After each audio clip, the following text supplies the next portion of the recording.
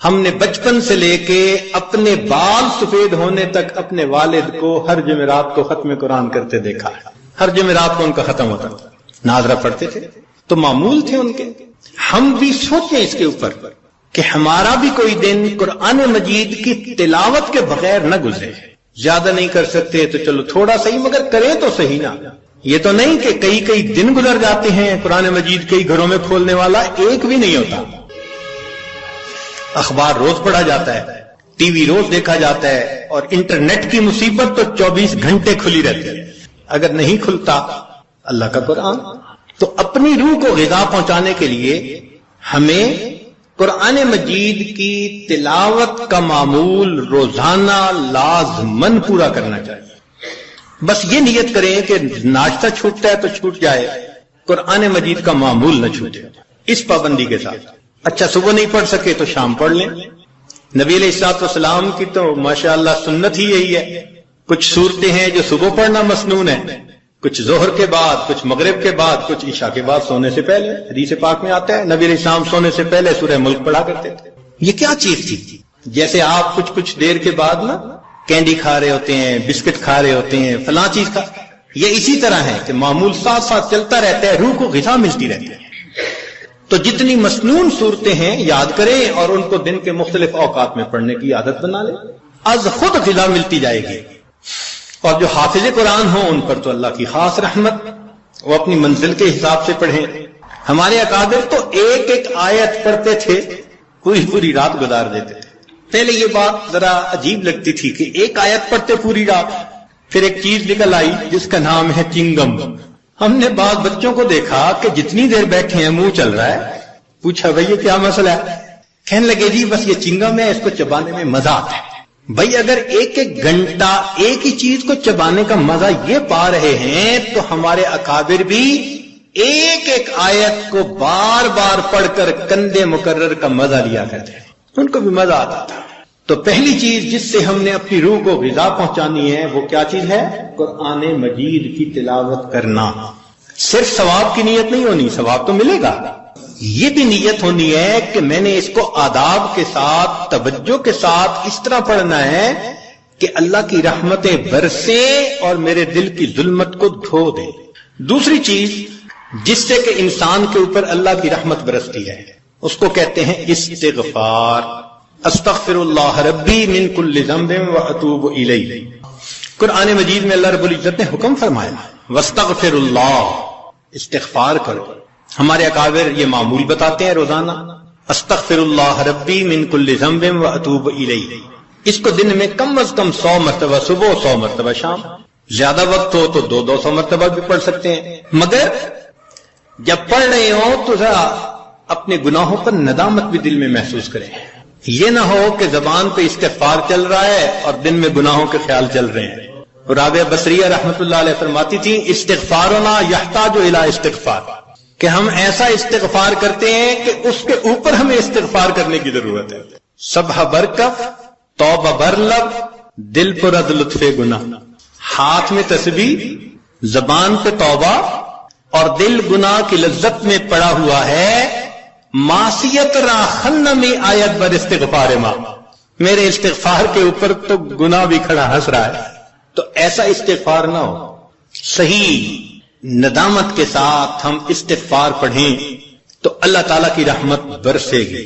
دلیل قرآن عظیم الشان، بات پکی. اللہ رب العزت شاہ فرماتے ہیں لولا تستغفرون اللہ لعلکم ترحمون. قرآن کی آیت. اگر یہ استغفار کرتے تو کیا ہوتا؟ اللہ تعالیٰ رحمت برساتے. تو اس کا مطلب ہے یہ گارنٹیڈ بات ہے کہ استغفار کرنے سے اللہ تعالیٰ کی رحمت برستی ہے، انسان کے روح کو غذا ملتی ہے. پھر تیسری چیز جس سے کہ اللہ تعالیٰ کی طرف سے رحمت اترتی ہے، درود شریف کا پڑھنا. حدیث مبارکہ میں آتا ہے جو شخص ایک دفعہ درود شریف پڑھتا ہے اللہ تعالیٰ 10 رحمتیں اتارتے ہیں. تو 10 رحمتوں کا اترنا اس بات کی دلیل کہ روح کو غذا ملتی ہے، نور اترتا ہے انسان کے اوپر. ہمارے مشائخ نے فرمایا کہ 100 مرتبہ صبح اور 100 مرتبہ شام، کم از کم اتنا تو درود شریف ضروری پڑھ لیں. ایک صحابی رضی اللہ عنہ پوچھتے ہیں اللہ کے نبی صلی اللہ علیہ وسلم میں کتنا درود شریف پڑھوں؟ فرمایا زیادہ پڑھ، چوتھائی حصہ، زیادہ پڑھو گے تو فائدہ زیادہ۔ اللہ کے نبی صلی اللہ علیہ وسلم آدھا حصہ، بھائی زیادہ پڑھو گے تو زیادہ فائدہ، 3 حصے، فرمایا اور زیادہ تو 4 حصے۔ جب انہوں نے کہا کہ میں پورا وقت درود شریف پڑھنے میں لگا دوں گا، نبی صاحب نے فرمایا اذن یغفر لک ذنبک، تیرے گناہوں کو بخش دیا جائے گا اور تیرے غموں کو تیرے سر سے اتار دیا جائے گا۔ تو درود شریف کے پڑھنے سے اللہ تعالیٰ گناہوں کو معاف کرتے ہیں اور دھو دیتے ہیں۔ صدیق اکبر رضی اللہ عنہ فرمایا کرتے تھے کہ ٹھنڈا پانی آگ کو اتنا جلدی نہیں بجھاتا جتنا جلدی درود شریف کا پڑھنا انسان کے دلوں کی ظلمت کو مٹا دیتا ہے۔ سیدنا علی رضی اللہ عنہ فرمایا کرتے تھے کہ اگر اللہ تعالیٰ اور اس کے رسول صلی اللہ علیہ وسلم نے تسبیح، تکبیر، تحمید، تہلیل ان کے فضائل نہ بتائے ہوتے تو میں اپنا پورا وقت درود شریف کے پڑھنے میں گزار دیتا۔ تو ہم بھی درود شریف پڑھیں، کم از کم 100 مرتبہ صبح اور 1 مرتبہ شام۔ اس سے کیا ہوگا کہ دل کو غذا پہنچ جائے گی۔ چوتھی چیز اللہ کا ذکر کرنا، ذکر لسانی یا ذکر قلبی جیسا بھی معمول ہو، ذکر کے کرنے سے اللہ تعالیٰ کی رحمت اترتی ہے۔ اور حدیث پاک سے دلیل نزلت علیہم السکینہ، ان کو رحمت ڈھانپ لیتی ہے، ملائکہ آ جاتے ہیں ان کے اوپر، جہاں لوگ مل بیٹھتے ہیں مختلف جگہوں سے آئے ہوئے اللہ کو یاد کرنے کے لیے۔ تو ذکر کرنے سے سکینہ کا نازل ہونا بھی اس بات کی دلیل کہ انسان کے دل کو غذا ملتی ہے۔ ذکر سے ذات کی محبت بھی پیدا ہوتی ہے، جتنا جس چیز کا تذکرہ زیادہ کریں اتنا اس سے محبت ہوتی ہے۔ تو کثرت ذکر کا حکم اس لیے کہ اس سے اللہ رب العزت کی محبت انسان کے دل میں بڑھتی ہے۔ یہ نغمہ فصل گلو لالا کا نہیں پابند، بہار ہو کے خزاں لا الہ الا اللہ۔ ہمیشہ ذکر کرنا ہے، ہر وقت کرنا ہے، موسموں کے بدلنے کا اس پہ اثر نہیں ہوتا۔ اس لیے ہمارے اکابر صبح شام کا کچھ وقت تھا جس میں تنہائی میں بیٹھ کے اللہ کا ذکر کثرت کے ساتھ کیا کرتے تھے۔ پھر 5ویں چیز جس سے کہ انسان کے اوپر رحمت اترتی ہے وہ ہے اتباع سنت۔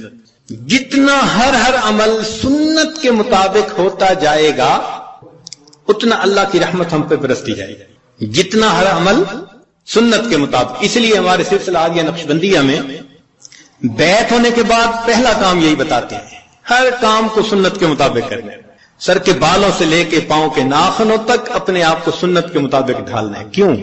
ایک تو اجر ہے، ایک قرب ہے، اللہ کی محبوبیت ملتی ہے، اور تیسرا یہ چیز انسان کے روح کی غذا بھی ہے۔ دلیل قرآن عظیم الشان میں سے ارشاد فرمایا اطیعوا اللہ والرسول لعلکم ترحمون، اللہ اور اس کے رسول کی اطاعت کرو تو کیا ہوگا؟ تمہارے اوپر رحمت برسے گی۔ تو اتباع سنت سے بھی انسان پر رحمت برستی ہے۔ پھر 6ٹھی چیز اہل اللہ کی صحبت اختیار کرنا۔ قرآن مجید میں تو حکم دیا گیا یا ایھا الذین آمنوا اتقوا اللہ وکونوا مع الصادقین، یہ کونوا حکم ہے، اور حدیث پاک میں بھی حکم دیا گیا۔ نبی علیہ السلام نے ارشاد فرمایا علیکم بمجالسۃ العلماء واستماع کلام الحکماء فإن اللہ تعالی یحیی القلب المیت بنور الحکمہ کما یحیی الارض المیت بماء المطر، کہ جس طرح بارش کے اترنے سے اللہ مردہ زمین کو زندہ کر دیتے ہیں، اسی طرح اہل اللہ کی حکمت بھری باتوں سے اللہ دلوں کو زندہ فرما دیتے ہیں۔ تو دلوں کو غذا کا ملنا حدیث سے ثابت ہے۔ اس لیے تو فرمایا کہ انسان کہیں نہ کہیں اپنا تعلق جوڑے۔ مجدد ثانی رحمۃ اللہ فرماتے ہیں کہ ان مشائخ کی نظر شفا اور ان کا کلام کیمیا ہے، ان کا کلام کیمیا اور ان کی نظر شفا ہے وہی تیرے زمانے کا امام برحق، جس سے کہ انسان کے دل پر نور اترتا ہے، وہ ہے تقوی کو اختیار کرنا۔ اس لیے ہمارے مشائخ جہاں اتباع سنت کا تلقین کرتے ہیں وہاں ساتھ گناہوں سے بچنے کا بھی حکم دیتے ہیں، گناہوں سے اپنے آپ کو بچاؤ، اور گناہوں سے بچنا، مشتبہات سے بچنا، اسی کا نام تقوی ہے۔ جتنا تقوی اختیار کریں گے اتنا اللہ کی رحمت برسے گی۔ جی تقوی اختیار کرنے سے بھی رحمت برستی ہے۔ وہ کیسے؟ دلیل قرآن عظیم الشان، قرآن مجید کی آیت ہے، اللہ ارشاد فرماتے ہیں واتقوا اللہ لعلکم ترحمون، تم تقوی اختیار کرو تم پر رحمتیں برسائی جائیں گی۔ تو تقوی کے اختیار کرنے سے بھی رحمت برسی. اس لیے یہ مہینہ رحمت کا مہینہ کیوں کہلاتا ہے؟ اس لیے کہ یہ ماہ سیام ہے، اور سیام کا اصل مقصد کیا ہے؟ لعلکم تتقون، اور تقوی سے رحمت برستی ہے. اس لیے اس کو شہر الرحمہ کہا، شہر الغفران کہا، حدیث مبارکہ میں شہر عظیم کہا اس شہر اس مہینے کو. اور ہم تو صرف رمضان کی برکتیں اگر لے پائے تو بڑی بات. ہمارے مشائخ تو پوری زندگی اسی ترتیب پہ گزارتے تھے. فرماتے تھے الدنیا یوم ولنا فیہا صوم، دنیا ایک دن کی ہے اور ہم نے اس ایک دن میں روزہ رکھا ہے. یعنی گناہوں سے بچنے کا روزہ، یہ مقصد تھا ان کا. پوری زندگی اسی طرح گزار دیتے تھے. اس لیے فرمایا للصائم فرحتان، روزہ دار کے لیے دو خوشیاں ہوتی ہیں. فرحت عند الافطار، ایک تو افطار کے وقت خوشی، وفرحت عند لقاء الرحمن، جب رحمان سے ملیں گے اس وقت بھی خوشی ہوگی. اس لیے یہ رمضان کا مہینہ انسان کے دل کو منور کر دیتا ہے. ظاہر میں تو نظر آتا ہے کہ جی بھوکا رہنا پڑے گا، مگر کہاں بھوکا رہنا پڑتا ہے. اگر اوور آل دیکھیں تو رمضان میں انسان زیادہ کھاتا ہے، اور جتنی نعمتیں رمضان میں ملتی ہیں باقی مہینے میں تو ملتی نہیں ہے. مگر رمضان المبارک میں واقعی روزہ دار پر اللہ کی رحمت برستی ہے. پھر نویں چیز کہ انسان اللہ رب العزت سے دعا بھی مانگے، یہ اعمال بھی کرے اور ان اعمال کو کر کے اللہ تعالیٰ سے دعا بھی مانگے. اے اللہ میرے دل کو منور فرما دیجئے، میرے دل کو غذا پہنچا دیجئے، میری روح کو منور کر دیجئے. اور یہ چیز حدیث پاک سے ثابت ہے. نبی علیہ السلام جب فجر کی سنتیں ادا فرما کے مسجد میں تشریف لے جاتے تھے تو حدیث پاک میں ہے کہ راستے میں نبی علیہ السلام دعا مانگتے تھے، اللہم اجعل فی قلبی نورا وفی بصری نورا وفی سمعی نورا وفی وعن یمینی نورا وعن شمالی نورا ومن خلفی نورا ومن امامی نورا واجعل لی نورا، اللہ مجھے ہی نور بنا دے. اب یہ دیکھیے کتنی اہم بات ہے. ہم میں سے کتنوں کا معمول ہے اس دعا کو پڑھنا؟ اللہ ماشاء اللہ بہت کم لوگ ہوں گے جو باقاعدہ پڑھتے ہوں گے. اللہ کے حبیب صلی اللہ علیہ وسلم نے تو ہمارے لیے یہ دعا سکھائی ہے. ہمیں دنوں پہ دن گزر جاتے ہیں، مہینوں پہ مہینے یہ دعا مانگی نہیں ہوتی. اللہ کے حبیب صلی اللہ علیہ وسلم دعا مانگ رہے ہیں اللہم اجعلنی، اللہ مجھے ہی نور بنا دے. آج وقت ہے اس نور کو حاصل کرنے کا. اگر دنیا میں اس نور کو حاصل نہ کیا تو پھر قیامت کے دن پریشانی ہوگی. اس لیے جو نیک کام کرتا ہے، شریعت و سنت کی اتباع کرتا ہے، اللہ تعالیٰ کا قرب حاصل کرتا ہے تقوی کے ذریعے، تو فرمایا افمن کان میتن فاحییناہ، اور وہ جو مردہ تھا اس کو ہم نے زندہ کیا، وجعلنا لہ نور، اور اس کو ہم نے نور عطا کیا، یمشی بہ فی الناس، اس نور کو لے کے وہ انسانوں میں چلتا ہے اور دین کی دعوت کا کام کرتا ہے. تو اس نور کو دل میں لینا یہ انتہائی ضروری ہے ہمارے. اور اس نور کو لینے کی جگہ فقط یہ دنیا ہے، اس کے بعد یہ نور نہیں مل سکے گا. اس کی مثال یوں سمجھ لیجئے، انسان کے بدن کے بننے کی جگہ ماں کا پیٹ. اگر بچہ اس طرح سے پیدا ہو کہ دونوں آنکھیں نہ بن سکیں تو دنیا کا کوئی ڈاکٹر دنیا میں آنکھیں نہیں بنا سکتا. کئی بچوں کی انگلیاں، ان کی گروتھ پوری نہیں ہوتی تو دنیا میں آنکھیں پوری نہیں ہو سکتی، کیونکہ ماں کا پیٹ اس کی گروتھ کی جگہ ہے. اگر پوری ہو گئی تو بہت اچھا، اگر نہیں تو پھر وہ کمی رہے گی. یہی حال انسان کی روح کے معاملے کا، کہ روح کے بننے کی جگہ یہ زمین و آسمان کا پیٹ ہے. بن گئی روح تو بہت اچھا، نہ بنی تو آگے جا کے نہیں بن سکے. چنانچہ قیامت کا دن ہوگا تو ایمان والے اپنے نور کو لے کر اللہ کے حضور جائیں گے. یوم تری المؤمنین والمؤمنات یسعی نورہم بین ایدیہم وبایمانہم، ایمان والوں کا نور دائیں اور بائیں ان کے سامنے. جنہوں نے محنت کی ہوگی، 1000 واٹ کا بلب جیسے جلا ہوتا ہے ایسے ان کا نور ہوگا. اور نور چونکہ پھیلتا ہے تو اس لیے ارد گرد منافق بھی ہوں گے. اوپر سے تو بڑے نیک بنتے تھے اور اندر سے غفلت کی زندگی، دورنگی کی زندگی. وہ پھر کہیں گے انظرونا نقتبس من نورکم، ذرا ہماری طرف بھی توجہ کیجئے، ہم آپ کے نور سے فائدہ اٹھائیں. تو ان کو وہاں کیا کہا جائے گا؟ قیل ارجعوا وراءکم فالتمسوا نورا، جاؤ دنیا میں، یہ نور تو دنیا سے ملا کرتا. تو نور ملنے کی جگہ تو یہ دنیا ہے. یہ ہماری خوش نصیبی ہے کہ ہم ابھی زندہ ہیں. اپنے دلوں کو منور کرنا چاہیں تو ہم دلوں کو منور کر سکتے ہیں. جیسے نبی علیہ السلام نے اپنے ایک صحابی کے بارے میں فرمایا اس کا سینہ تو گلے تک نور سے بھرا ہوا ہے، نور ایمان سے، الا مشاشہ، فرمایا گلے تک اس کا سینہ نور ایمان سے بھرا ہوا ہے۔ ایسے نور ہمارے اندر آ جائے نا تو وہ تو ہم اسی دنیا میں ہی حاصل کر سکتے ہیں، اور اگر اس دنیا میں غفلت کی زندگی گزاری، گناہوں کی زندگی گزاری، پھر رب کریم فرماتے ہیں وَمَن لَّمْ يَجْعَلِ اللَّهُ لَهُ نُورًا فَمَا لَهُ مِن نُور، پھر اس کے لیے نور نہیں ہوگا۔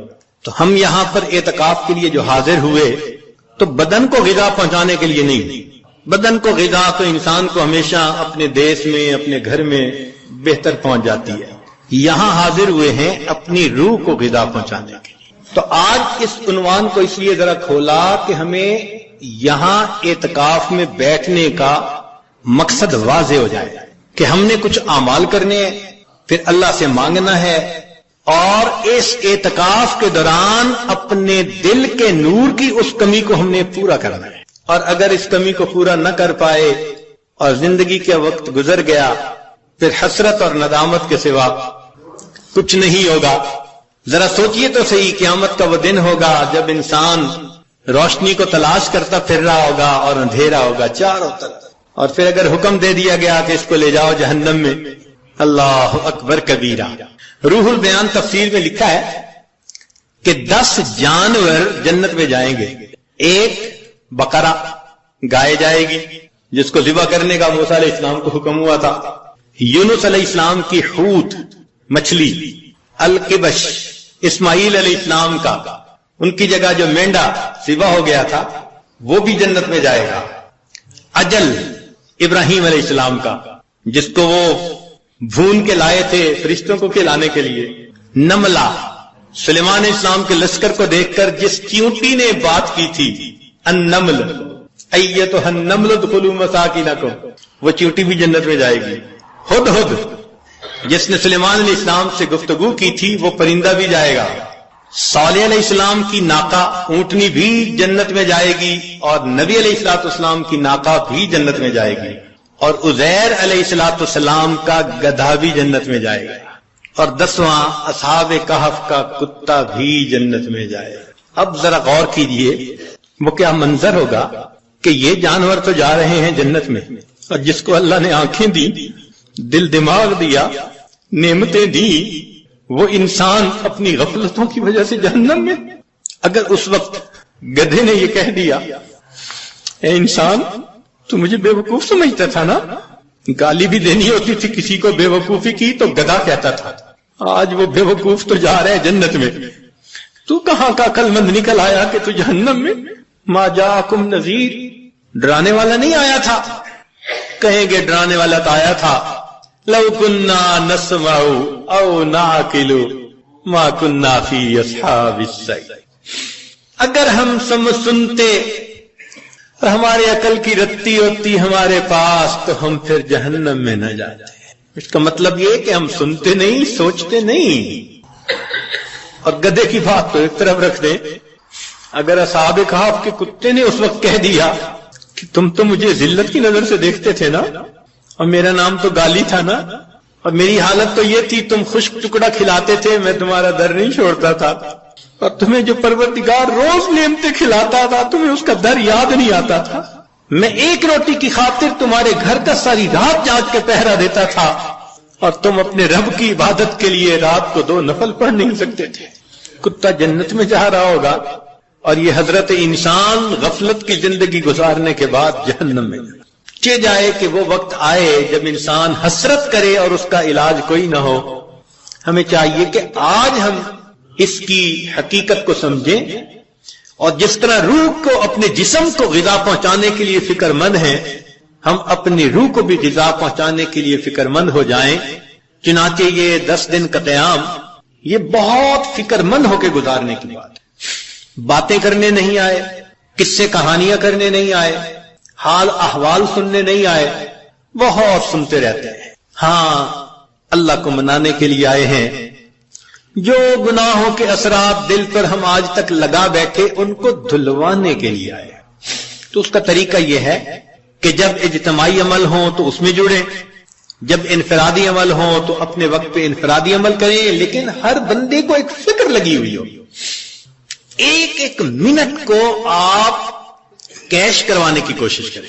مسافر کی دعائیں بھی قبول ہوتی ہیں اور مسافر پر اللہ کی رحمت بھی ہوتی ہے. تو اعتکاف میں آنے والے مسافر بھی ہیں، اور جب ایک جگہ پر ہوں اور سب اللہ کے حضور متوجہ ہوں تو اللہ کی رحمتیں اور زیادہ متوجہ ہوتی ہیں. حدیث پاک میں ہے نا، من بلاد شتیٰ و قبائل شتیٰ، مختلف شہروں سے مختلف قبیلوں کے لوگ جب ایک جگہ آ کر اکٹھے ہوتے ہیں اللہ رب العزت کو یاد کرنے کے لیے، تو فرشتے اتنا اترتے ہیں کہ آسمان تک ان کا تانتا بن جاتا ہے. اور رب کریم اتنا خوش ہوتے ہیں ان سے کہ جب فرشتے واپس جاتے ہیں تو ان سے کارگزاری سنتے ہیں. تم نے میرے بندوں کو کس حال میں پایا؟ وہ تو جانتے ہیں مگر ان سے کہلوانا چاہتے ہیں، اور بالآخر فرماتے ہیں کہ اچھا ان کو کہہ دو کہ یہ بخشے بخشائے اپنے گھروں کو چلے جائیں، میں نے ان کے گناہوں کو ان کی نیکیوں میں تبدیل کر دیا. یا اللہ، کچھ تو وہ بھی تھے راستہ گزرنے والے ویسے ہی کھڑے ہو گئے تھے. رب کریم اتنا خوش ہوتے ہیں کہ فرماتے ہیں اچھا ہم قوم اللہ یشقا جلیس، ایسے لوگ ہیں ان کے پاس بیٹھنے والا بدبخت نہیں ہوتا. تو جب پاس بیٹھنے والا بدبخت نہیں ہوتا تو جو خود اس قوم میں شامل ہوں وہ کیسے بدبخت ہو سکیں گے؟ اور ہمارے مشائخ نے لکھا کہ بدبخت وہ ہوتا ہے جو ایمان کے بغیر دنیا سے چلا جائے. تو یہ حدیث پاک اشارہ کر رہی ہے کہ ایسی محفلوں میں بیٹھنے والا بندہ بالآخر دنیا میں ایمان کی سلامتی کے ساتھ چلا جائے. تو ان محفلوں کی قدر کریں، فکر کریں. اپنے سیل فون کو یا تو سائلنٹ کر دیں یا بند ہی کر دیں 10 دن کے لیے. یہاں گھنٹی کی آواز نہ سنائی دے، بات کی آواز نہ سنائی دے. جب نہیں تھے یہ سیل فون دنیا کے کام کاروبار پھر بھی چلتے تھے. 10 دن کے لیے بند ہو جائے گا، کام کاروبار پھر بھی چلے گا. نہ آسمان پہلے گرا تھا نہ اب گرے گا. تو اتنا اہم نہ اس کو بنائیں.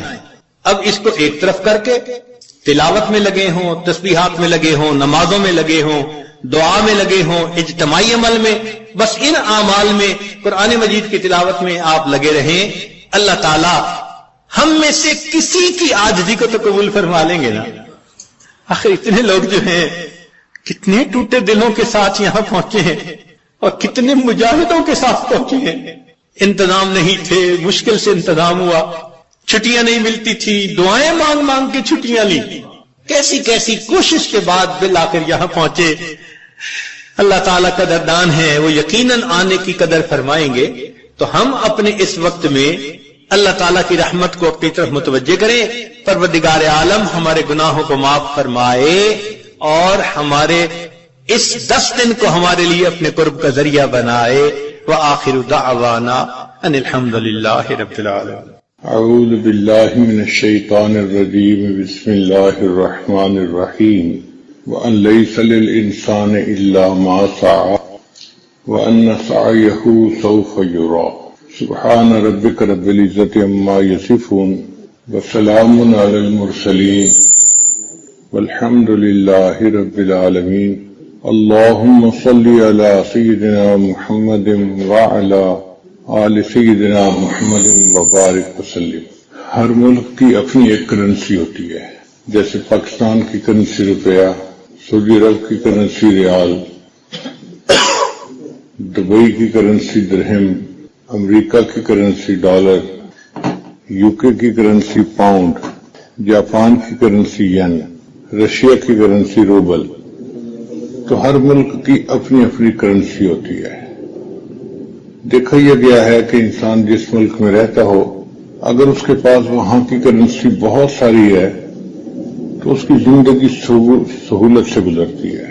وہ جہاں چاہے اچھا گھر خرید سکتا ہے، گاڑی خرید سکتا ہے، شادی بیاہ کر سکتا ہے، عیش کی زندگی گزار سکتا ہے اگر اس کے پاس اس ملک کی کرنسی ہے. اگر اس ملک کی کرنسی نہ ہو تو پرابلم پیش آ سکتے ہیں.